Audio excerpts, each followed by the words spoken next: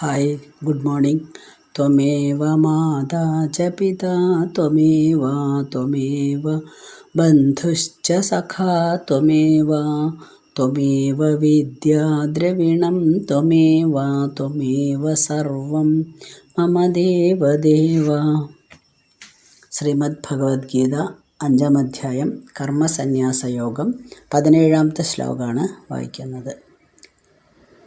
തദ്ബുദ്ധയ തദാത്മാന തന്നിഷ്ഠാ തത്പരായണ ഗച്ഛന്തി അപുനരാവൃത്തിം ജ്ഞാനനിർധൂതകൽമഷാം. മലയാളം. ബുദ്ധിയാത്മാവ്രതം സ്തോത്രം എല്ലാം ജ്ഞാനത്തിലേൽക്കവേ, ജ്ഞാനത്താൽ കൽമഷം നീങ്ങി ജന്മമുക്തി അണഞ്ഞിടും. തദ്ബുദ്ധ തദാത്മനഃ പരമാത്മാവ് തന്നെയാണ് താനെന്ന് സാക്ഷാത്കരിച്ചവരും, തന്നിഷ്ഠഃ അതിൽ തന്നെ നിഷ്ഠയുള്ളവരും, തത്പരായണഃ അതുതന്നെ പരമലക്ഷ്യമായിട്ട് ഉറച്ച് അവരുമായിട്ടുള്ള യോഗികൾ, ജ്ഞാനനിർധൂത കൽമഷാഹ ജ്ഞാനം കൊണ്ട് കാലങ്ങളായിട്ട് നമുക്കുണ്ടായിരുന്ന പാപത്തെ നീക്കി പുനരാവൃത്തി ഇല്ലാത്ത, അതായത് പുനർജന്മം ഇല്ലാത്ത പരമപദത്തെ ഗച്ഛന്തി പ്രാപിക്കുന്നു. അപ്പോൾ കഴിഞ്ഞ ശ്ലോകത്തിൽ നമ്മൾ പറഞ്ഞത് സൂര്യൻ വെളിച്ചം നമുക്ക് തരുന്ന പോലെ, ഇരുട്ടിൽ നിന്ന് പെട്ടെന്ന് നമുക്ക് സൂര്യൻ്റെ വെളിച്ചം വരുമ്പോൾ എല്ലാം തെളിഞ്ഞ് കാണുന്നത് പോലെ, അല്ലെങ്കിൽ ഒരു റൂമിലുള്ള ഒരു മുറിയിൽ, ഇരുട്ട് നിറഞ്ഞ ഒരു മുറിയിലേക്ക് ഒരു നിലവിളക്കോ മെഴുകുതിരിയോ എന്തെങ്കിലും ഒരു വെട്ടം വരുമ്പോഴേക്കും തന്നെ ആ നിമിഷം തന്നെ മുഴുവൻ വസ്തുക്കളും നമുക്ക് പ്രകാശിതമായിട്ട് തോന്നും, അല്ലെങ്കിൽ തിരിച്ചറിയാനായിട്ട് സാധിക്കും. അതേപോലെ തന്നെ നമ്മുടെ മനസ്സിലുള്ള അജ്ഞാനം നീങ്ങിക്കഴിഞ്ഞാൽ നമ്മൾക്ക് ആത്മസാക്ഷാത്കാരം നേടാനായിട്ട് സാധിക്കും. അങ്ങനെ ആത്മസാക്ഷാത്കാരം നേടിയ ഒരാളുടെ ജീവിത രീതിയാണ് പറയുന്നത്. ആ സാധകൻ്റെ മനസ്സിൽ അപ്പോൾ മറ്റ് സങ്കല്പങ്ങളൊന്നുമില്ല. എല്ലാ സങ്കല്പങ്ങളും ചിന്തകളും ആത്മസ്വരൂപത്തെക്കുറിച്ച് മാത്രമാണ്. ആത്മാവാണ് താൻ എന്ന് സത്യം അദ്ദേഹം മനസ്സിലാക്കുന്നു. ഇനി അതിൽ നിന്ന് യാതൊരു തരത്തിലും വ്യതിചലിക്കില്ല. അതല്ലാതെ വേറൊരു ലക്ഷ്യവും ഇല്ല. അപ്പോൾ പുനരാവൃത്തിരഹിതം, അതായത് ഇനിയും വീണ്ടും ജനിക്കണ്ട, ആവൃത്തി ഇല്ല അവിടെ. വീണ്ടും വീണ്ടും എന്നുള്ള അർത്ഥം, വീണ്ടും വീണ്ടും എന്നുള്ള ഒരു പദമില്ല. അങ്ങനെയുള്ള ഒരവസ്ഥയിലേക്ക് നമ്മൾ എത്തിക്കഴിഞ്ഞാൽ വീണ്ടും നമ്മൾ സംസാര ദുഃഖത്തിലേക്ക് ഒരിക്കലും വീഴില്ല. അപ്പോൾ മുമ്പത്തെ പോലെ പണ്ട് നമ്മൾ ആദ്യം ജീവിച്ചിരുന്ന കാലത്ത്, അതായത് കർമ്മയോഗമൊക്കെ അനുഷ്ഠിക്കുന്ന കാലത്തുണ്ടായിരുന്ന മായകളിലും വ്യാമോഹങ്ങളിലൊന്നും നമ്മൾ കുടുങ്ങില്ല. അതാണ് ഈ ആത്മവിദ്യയുടെ മഹത്വം. അതിലേക്ക് എത്തിക്കഴിഞ്ഞാൽ മതി, പിന്നെ നമുക്ക് പേടിക്കാനില്ല.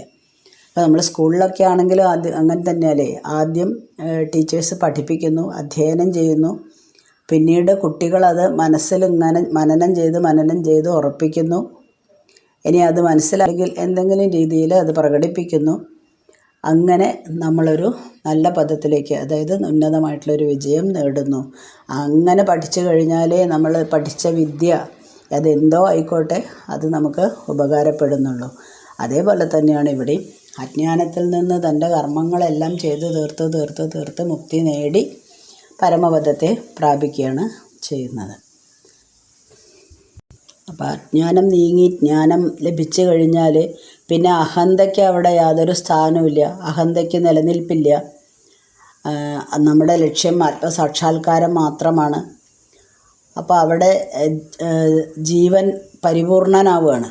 അതുമല്ല കൃതകൃത്യൻ, അതായത് എല്ലാം സന്തോഷം, എനിക്ക് ഇത്ര മതി എന്നുള്ള ഒരു സന്തോഷത്തിലേക്ക്, ആത്മാനുഭൂതിയിലേക്ക് എത്തുകയാണ് ചെയ്യുന്നത്.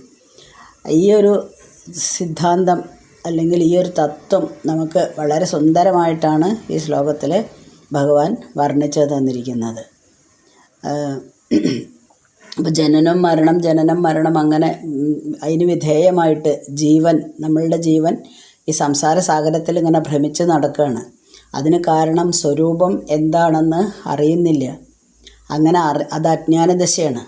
ആ അജ്ഞാനത്തിൽ നിന്ന് നമ്മൾ മോചനം നേടിക്കഴിഞ്ഞാൽ നമുക്ക് പിന്നെ പുനരാവൃത്തി ഉണ്ടാകുന്നില്ല. അപ്പോൾ നമ്മുടെ പുനർജന്മത്തിന് കാരണം എന്താണ്? കർമ്മം. കർമ്മത്തിന് കാരണം എന്താണ്? വീണ്ടും ജന്മം. കാരണം കർമ്മം കൊണ്ടാണ് പിന്നെ ജന്മം വരുന്നത്. അപ്പോൾ ഇതിലേതാണ് ആദ്യം? ജന്മത്തിന് കാരണം കർമ്മം, കർമ്മത്തിന് കാരണം ജന്മം. ഇതിലിപ്പോൾ ഏതാ ആദ്യം എന്ന് ചോദിച്ചാൽ കോഴിയാണോ മുട്ടയാണോ ആദ്യം ഉണ്ടായി എന്നുള്ളതൊരു ചോദ്യം പോലെയായി പോവും. അപ്പോൾ എവിടെയെങ്കിലും ഇതിനൊരു ബ്രേക്ക് വരണം അല്ലേ, ഒരു പൊട്ടൽ. അതാണ് പുനർജന്മം ഇനി വേണ്ട എന്നുള്ള ഒരവസ്ഥ വരണം. അതിലേക്ക് എത്തണമെങ്കിൽ, പുനർജന്മം ഉണ്ടാവരുത് എന്ന് നമ്മൾ ആഗ്രഹിക്കുന്നുണ്ടെങ്കിൽ അതെപ്പോഴാണ്? ഈ അജ്ഞാനം മാറി ജ്ഞാനിയാവുന്ന സമയത്താണ്. അപ്പം ജ്ഞാനി തൻ്റെ ശരീരം ഉപേക്ഷിക്കുന്നത് വരെ തുല്യരായിട്ട് എല്ലാവരെയും, കഴിഞ്ഞ ഇതിനു മുന്നേയും പറഞ്ഞിട്ടുണ്ട്, എല്ലാ ജന്തുജീവങ്ങളെയും മുഴുവനായിട്ടും ഒരു ഈശ്വരനായിട്ടാണ് കാണുന്നത്. അങ്ങനെ കാണാൻ കഴിയുമ്പോഴാണ് അവർക്ക് ആനന്ദലബ്ധി കിട്ടുന്നത്. പിന്നീട് ജീവിച്ച് കഴിഞ്ഞ് ശരീരം ഉപയോഗശൂന്യമായി തീരുമ്പോൾ അത് ബ്രഹ്മപദത്തിൽ ലയിക്കുന്നു.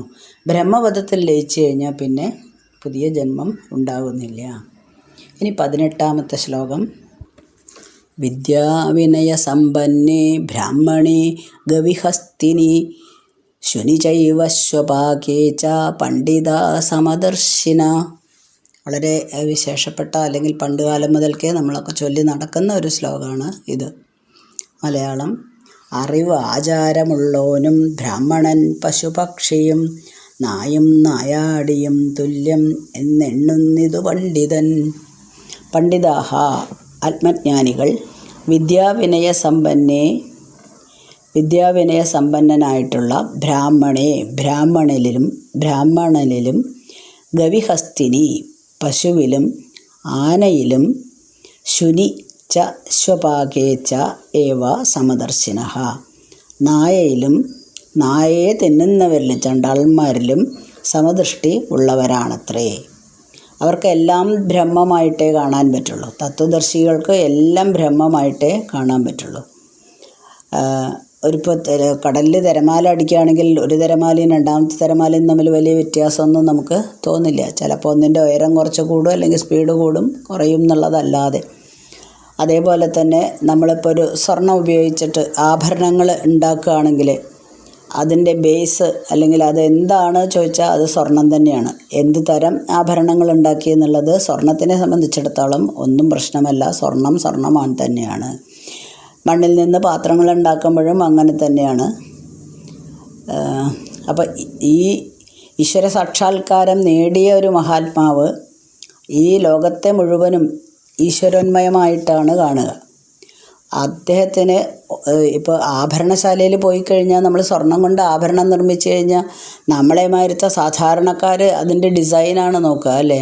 അതിൻ്റെ ഡിസൈൻ, അതിൻ്റെ ഉറപ്പ് ഒക്കെയാണ് നോക്കുക. പക്ഷേ എല്ലാം സ്വർണ്ണമാണ് എന്നുള്ള തത്വം സ്വർണം തന്നെയാണ്, അത് നമുക്കറിയാമെങ്കിലും നമുക്കവിടെ ഇമ്പോർട്ടൻസ് ഇല്ല. പക്ഷേ ഇതുപോലെ ആത്മതത്വം നേടിയ ആൾക്കാർ അത് ചിന്തിക്കില്ല. എല്ലാം ഒന്ന് തന്നെയാണെന്നുള്ള ഒരു ചിന്ത മാത്രമേ അവർക്ക് ഉണ്ടാവുള്ളൂ. അപ്പോൾ ഒരാളുടെ ശരീരം അങ്ങനെയല്ലല്ലോ. ശരീരം എപ്പോഴും, ഇപ്പോൾ ഈ ആഭരണങ്ങളുടെ കഥ പറഞ്ഞ പോലെയാണ്, ഒരാളുടെ ശരീരം പോലെ ആയിരിക്കില്ല എപ്പോഴും മറ്റുള്ള ആളുടെ ശരീരം. ഇനി മാനസികമായിട്ടും ബുദ്ധിപരമായിട്ടൊക്കെ അതിൽ വ്യത്യാസം വന്നു എന്ന് വരാം. പക്ഷെ അതിലെല്ലാറ്റിലും ഒന്നുണ്ട്. എന്താണ്? അതിലെല്ലാറ്റിലും കുടികൊള്ളുന്ന ആത്മാവ് ഒന്ന് തന്നെയാണ്. അത് ഏതിലായാലും, ബ്രാഹ്മണനിലായാലും പശുവിലായാലും ആനയിലാണെങ്കിലും നായയിലാണെങ്കിലും ചണ്ടാനിലാണെങ്കിലും ഒരേ പരമാത്മാവ് സ്ഥിതി ചെയ്യുന്നതായിട്ട് നമ്മൾക്ക് മനസ്സിലാവും. ആർക്കാണ്? തത്വദർശികൾക്ക്. അപ്പോൾ ഇങ്ങനെ കാണുന്നതാണത്രേ അവരുടെ ആത്മസാക്ഷാത്കാരം നേടിയെന്ന് ആ ജ്ഞാനികളെ നമ്മൾ വിളിക്കാൻ കാരണം. അപ്പം അങ്ങനെ നേടിയവരെ മാത്രമേ നമ്മൾ ജ്ഞാനികൾ എന്ന് പറയപ്പെടുന്നുള്ളൂ.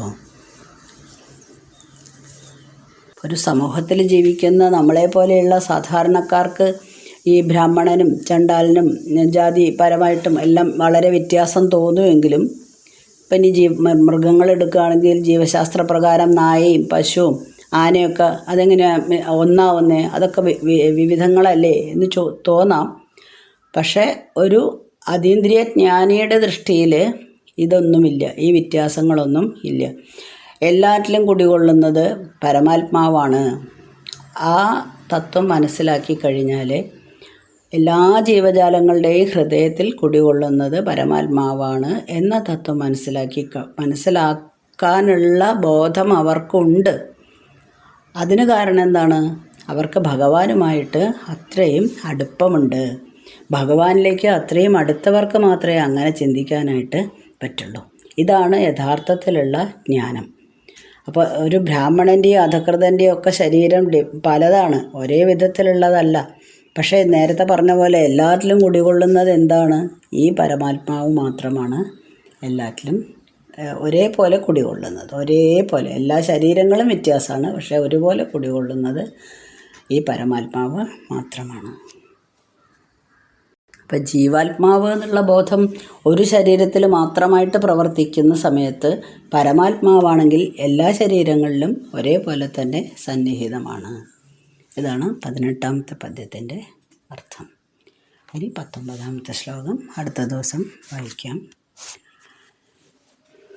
അസ്മിൻ പരാത്മന്നനുപാത്മകൽപ്പേതുമിത്തമുത്ഥാപിതപത്മയോനി അനന്തഭൂമാമരോഗരാശിം നിരുന്ധിവാതാലയവാസവി